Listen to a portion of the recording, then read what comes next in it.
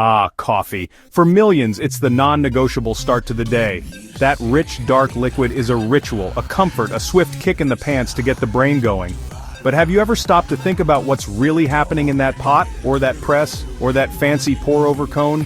You're not just making a beverage, you are, my friends, a chemist in a bathrobe. You are conducting a delicious, aromatic, highly personal scientific experiment every single morning. The difference between a truly magnificent cup and a mug of bitter disappointment lies not in magic, but in science. Understanding that science is the key to taking control of your brew. So let's put on our lab coats, or at least our favorite fuzzy slippers, and peer into the world of coffee science. This isn't about memorizing formulas or using intimidating equipment, it's about the forces at play when hot water meets ground coffee. It's about knowing why your coffee tastes the way it does. Is it too sour, too bitter, or just right? The answers are hidden in the process. By unlocking these secrets, stop guessing and start brewing with intention. You become the master of your coffee destiny. The journey of that perfect cup begins long before the water even starts to boil. Let's talk about the single most important job in coffee brewing: extraction. Now that sounds like a complicated term you'd hear in a dental office, but it's really quite simple. Extraction is just the process of water dissolving stuff out of the coffee grounds. That stuff includes all the delicious oils, acids, sugars that make coffee taste like, well, coffee. Think of it like making a tea bag. You put the tea bag in hot water. The water pulls the flavor and color out of the leaves. Same deal with coffee, just with ground up beans instead of tea leaves. It's a flavor heist, and water is your getaway driver. Now, here's where it gets interesting. Extraction is a balancing act. If you don't extract enough, your coffee will taste sour, grassy, thin. This is called under-extraction. It happens when the water doesn't have enough time or isn't hot enough to pull out the good stuff. That leaves you with mostly the fast-dissolving, tangy acids. On the flip side, if you extract too much, your coffee becomes bitter, harsh, hollow. This is over-extraction. The water has overstayed its welcome and started pulling out unpleasant, bitter compounds. So, how do we control this great escape of flavor? We have 4 main tools at our disposal. First, grind size. A finer grind is like sand, big surface area, extraction happens fast. A coarser grind is like gravel, less surface area, extraction is slower. Second, time. The longer water and coffee are in contact, the more extraction occurs. This is your brew time. Third, water temperature.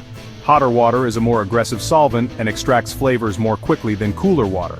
Finally, turbulence, agitation or stirring of the grounds.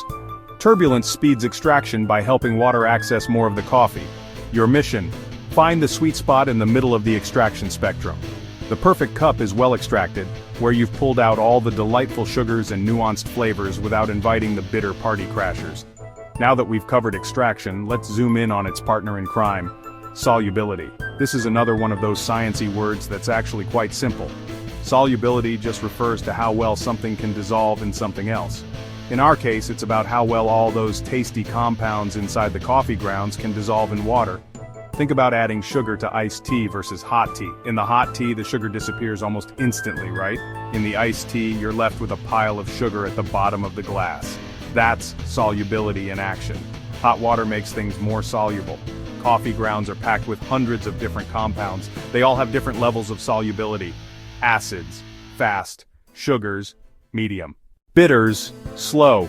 The fruity, bright-tasting acids dissolve almost immediately. Before water ever touches your coffee grounds, a bit of scientific magic has already occurred. This magic is called the Mallard reaction, and it is the single greatest reason why coffee tastes and smells so intoxicatingly good. This isn't just a coffee thing either.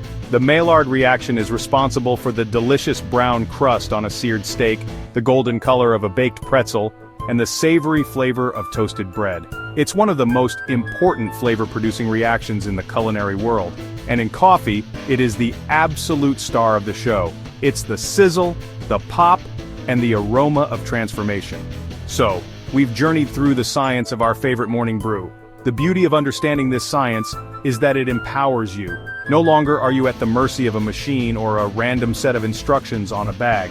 You are the scientist in charge. When a cup tastes sour, you know to adjust for better extraction. When bitterness rears its ugly head, you can dial it back with a coarser grind. You can start to connect the cause with the effect, turning frustration into fascination. Your coffee maker is no longer a black box, It's a tool you command with knowledge and purpose. This knowledge also deepens your appreciation for the entire coffee process. That moment when you taste a cup you brewed yourself and it's just perfect? That's not luck. That is the result of you successfully applying scientific principles to create something truly delicious. It's a moment of pure, unadulterated triumph. So, go forth and experiment.